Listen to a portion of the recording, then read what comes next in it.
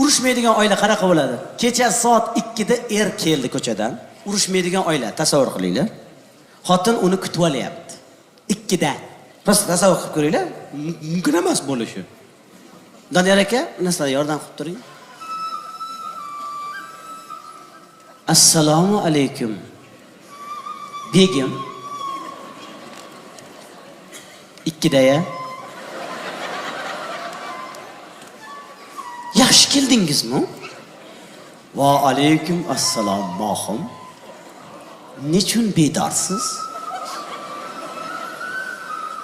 Begim, axir siz ko'zlarimga uyqu kelarmidi? Begim, so'raganning aybi yo'q. Vaqt ham allamahal bo'lib tur. Andakkina hayallaganday bo'ldingiz.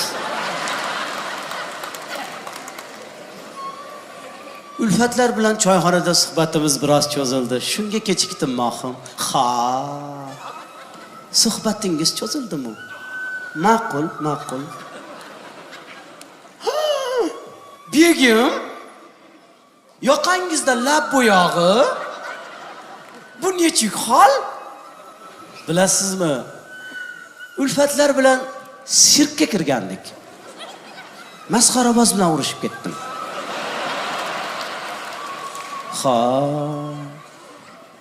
O'tgan safar boshqa sirkka kirgan edingiz, adashmasam. Biron nima tanovul qilasizmi? Masxaravoz bilan olishib ancha toliqqan bo'lsangiz kerak.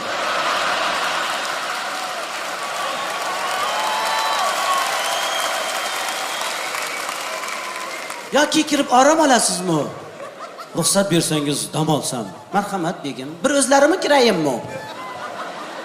Ishoraga qarangiz. Bo'ldi, Doniyor aka ezilib ketdi odam.